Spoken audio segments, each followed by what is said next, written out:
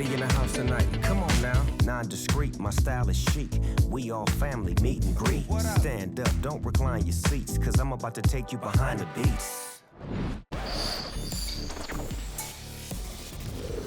I loved electronic music, but after that day, I told myself I would be a DJ. For Skrillex, that day was the day he heard drum and bass for the first time. Drum and bass, changing lives one giant beat at a time. Including one of its all-time heroes, Roni Size. Who right at this moment is in extremely big trouble. Facts. Ronnie's 16 and he's been kicked out of school. Mom's is not having it. Time to get a proper job. Ronnie wants to play music, but all the school's got is violins. He's more into the sounds and energy of his community. And the musical tastes of his two brothers. One is a hip-hop head. And the other loves reggae. It's the first Saturday of July in Bristol, England. Time for the St. Paul Carnival. It's a celebration of Afro-Caribbean culture and people like Ronnie's parents, who had immigrated from Jamaica. There's a parade and floats, but for Roni, it's all about the music. Just like back in the day in Jamaica, parties are thrown by crews called sound systems, with speakers and amps and a turntable. And while Roni had grown up listening to reggae records at home, hearing that music from those giant speakers is life-changing. Roni's favorite is Prince Jammy, one of the kings of a style of reggae called dub.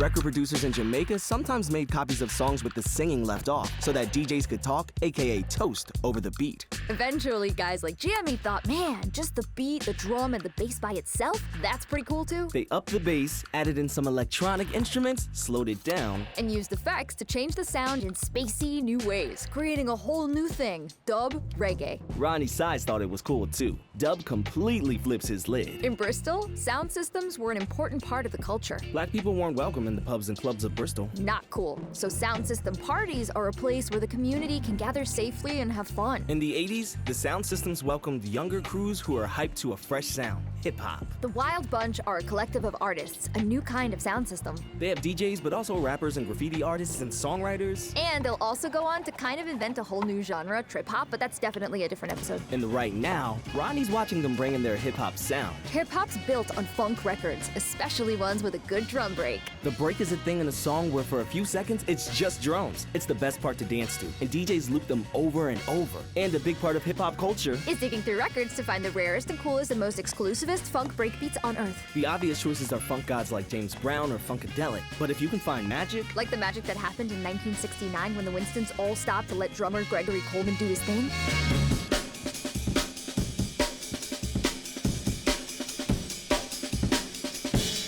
If you can find that kind of magic, you can blow people's minds. The Amen break from the Winston song Amen Brother changed hip-hop. It's one of the most used samples of all time. But its story doesn't stop there.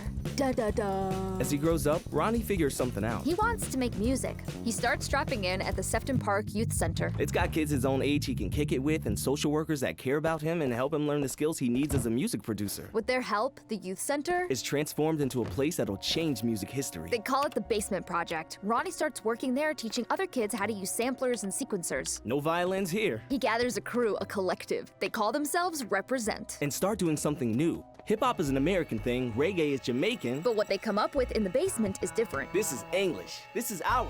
We have our own identity. It's drum and bass. It combines dub's big booming bass and spacey vocals with sampled, chopped up, and reassembled funk break beats, all sped up about 200%.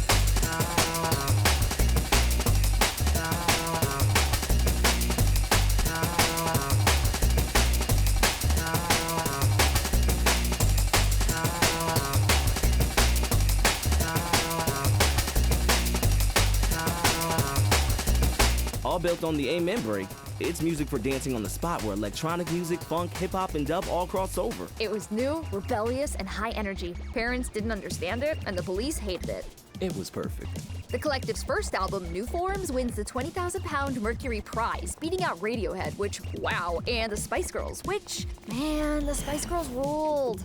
First called Jungle, drum and bass takes over England, and then starts spreading around the world, thanks to artists like Shy FX and DJ Fresh. And to its biggest fan, Skrillex. And thanks to the Sefton Park Youth Center, which nurtured Roni. And to whom he donated his 20,000 pound prize so kids could keep learning to make new music. While drum and bass never truly went mainstream, you can hear its turbo-fast influence and legacy all over the place. And thanks to new young artists like Pink Pantherist and Pierre Cloud, it's having a bit of a moment now. So cool, because if you look behind the beats, all music is related.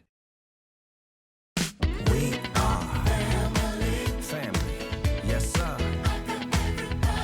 Everybody in the house tonight, come on now. Non-discreet, my style is chic. We all family, meet and greet. Stand up, don't recline your seats, cause I'm about to take you behind the beats.